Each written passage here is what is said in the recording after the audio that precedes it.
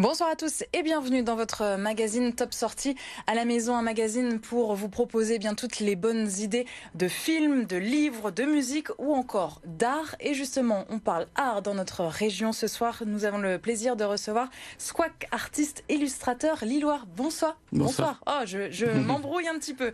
Vous allez bien ? Très bien. Merci beaucoup d'être avec nous ce soir. Nous allons revenir sur toutes vos œuvres. Vous en avez apporté quelques-unes. Je les montre à l'écran. Merci beaucoup en tout cas d'être avec nous. Et justement, Squack, je vous propose tout de suite de plonger dans votre univers.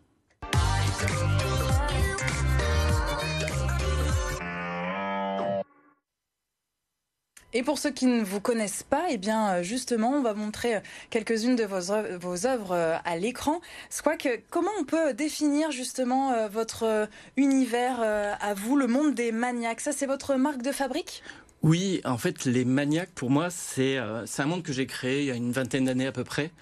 C'est un monde un peu fou. En fait, tout mon travail est basé sur l'écriture automatique. C'est-à-dire que tout ce qui me passe par la tête, je l'absorbe et j'essaie de créer une histoire avec ça. Et c'est des petits bonhommes, hein, c'est ça que vous redessinez à chaque fois ? Ils ont une propre vie, leur propre histoire en fait. Et j'essaie d'inviter les gens en fait dans ce monde-là à travers mes illustrations ou mes tableaux. Alors, vous avez fait plein de choses ces dernières années. Évidemment, on va en parler assez longuement. Et votre dernière actualité, eh bien, c'est un puzzle 1000 pièces que vous avez créé donc sur le monde justement des maniaques. Vous avez profité un petit peu du retour en force du puzzle à la maison. Ça vous inspirait ? Oui, il y a eu cette idée en fait avec le confinement de faire des choses à la maison.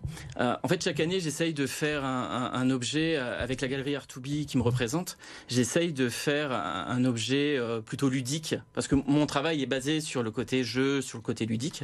On avait fait un ballon de basket l'année dernière, et là on a fait le puzzle. En fait, j'aimais bien cette idée de créer un tableau pièce par pièce, de découvrir une œuvre d'art petit à petit, avec les couleurs, avec les traits. Ça doit être l'enfer pour le faire, ce puzzle, 1000 pièces. C'est vrai que c'était assez difficile. Moi, je l'ai fait moi-même, et pourtant, j'ai un peu pesté.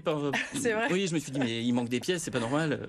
C'est difficile. Ouais, c'était assez difficile, en fait. Et le ballon, pareil, c'est pour rester dans ce monde... En fait, il y a toujours une idée de partage. J'aime bien cette idée de partage dans mes œuvres, et en fait, et aussi dans les objets que je représente.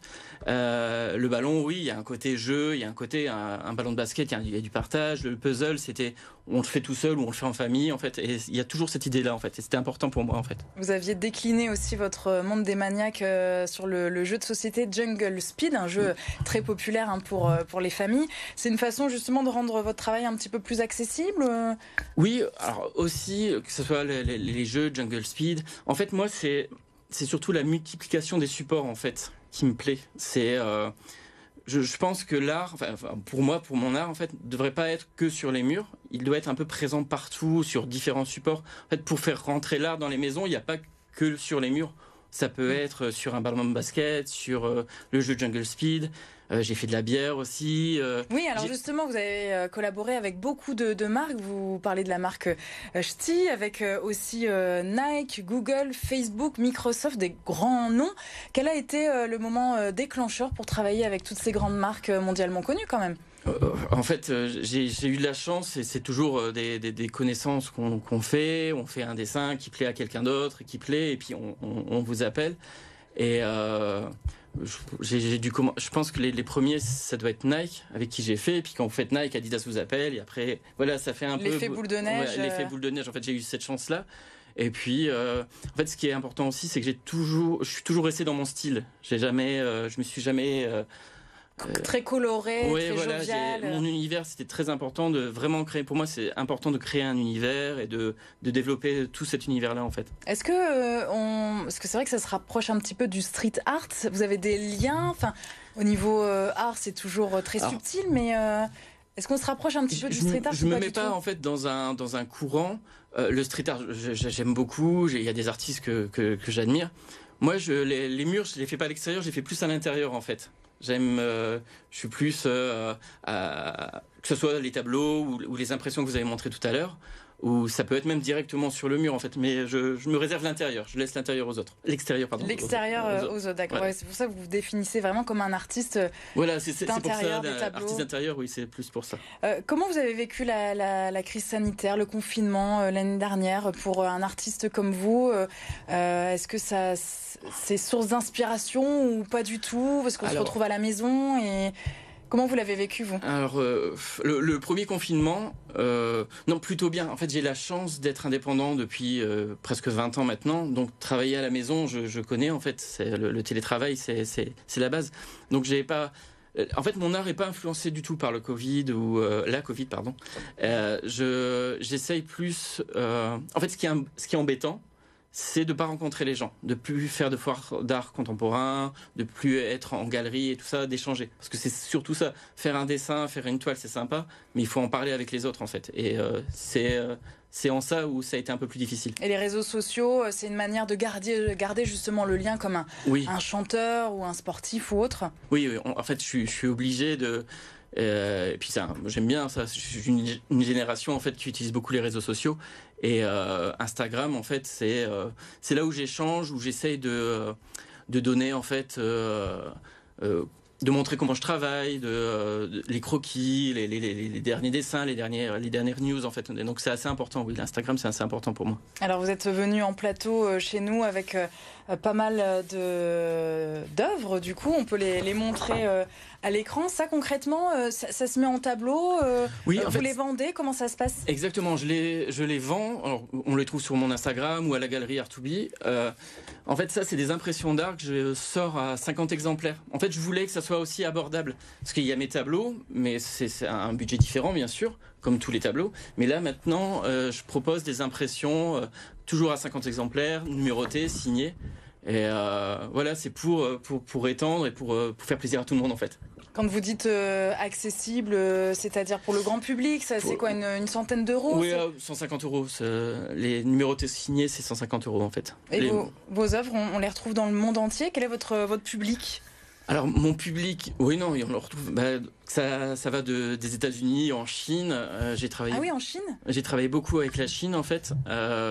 Encore maintenant, je travaille avec la Chine. Bon, j'y vais moins souvent en ce moment, je vous avoue. Bien sûr. Et non, on les trouve un peu partout en fait. Mais je suis aussi ancré à Lille que à l'international. Mais en fait. Vous revendiquez quand même artiste lillois. Vous vivez dans le coin. C'est important pour vous, ça? Alors, c'est important parce que c'est mon cocon et j'aime bien, j'ai un côté cocon et j'aime bien rester là, mais j'aime bien aussi découvrir d'autres pays et d'autres villes en fait. C'est quoi justement vos sources d'inspiration à vous, ou en tout cas ce qui vous touche en tant qu'artiste en ce moment?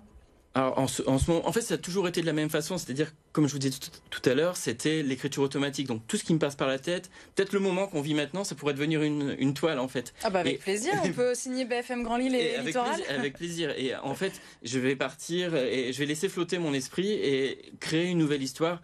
Quelque chose qui n'est peut-être pas arrivé, mais c'est comme ça, en fait, que je crée mes toiles. Un micro customisé, ça peut être bien. Ben voilà, exactement, pourquoi pas. Et en fait, ce qui est bien, c'est que j'ai plein d'idées qui me passent par la tête et j'essaie de créer une histoire. Et après, c'est à vous, quand vous voyez le tableau, de refaire votre propre histoire. Justement, en parlant de customisation, vous avez travaillé aussi avec Playmobil. On peut montrer à l'écran un Playmobil de 60 cm, je crois. Comment ça s'est passé, cette collaboration? On la voit, c'est top. On retrouve vraiment votre monde des maniaques. Bah oui, voilà.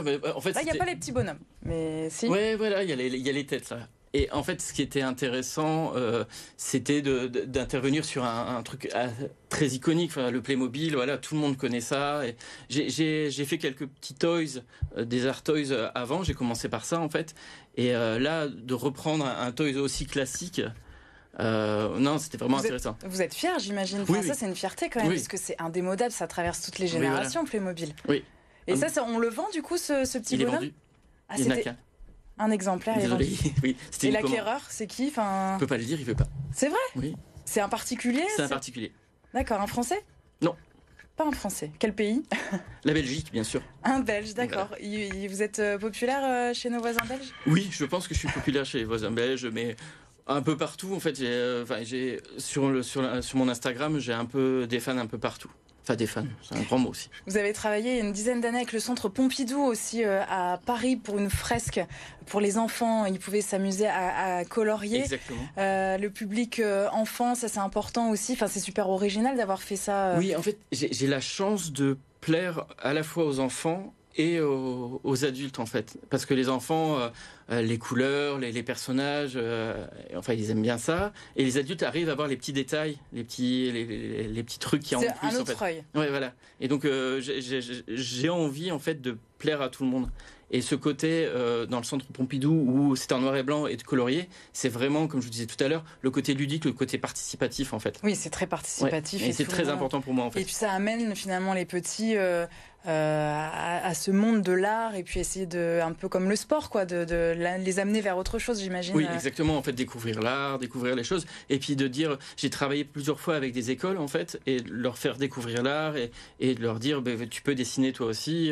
Il faut pas. Et le rapport au dessin que vous avez aujourd'hui, après 20 ans de carrière, quel est-il? Vous dessinez encore tous les jours? Ah oui, oui. En fait, ça me calme, tout simplement. C'est une sorte d'exutoire, en fait. Quand je dessine, quand je fais un tableau, quand je fais une illustration, c'est une façon de relâcher et de partir dans le monde des maniaques, en fait, tout simplement. Et en un mot, Squack, pour finir, juste votre prochain projet, là, en 10 secondes. Le prochain projet, là, je fais des lunettes de toilette pour montrer que Squack est partout dans la maison. Vous êtes décidément très original. Voilà, lunettes exactement. de toilette. Très bien, mais merci beaucoup Squack d'avoir été avec nous ce soir. Lundi, vous allez retrouver évidemment votre magazine 100% sport. Nous reviendrons sur toute l'actualité régionale avec tous les résultats sportifs du week-end.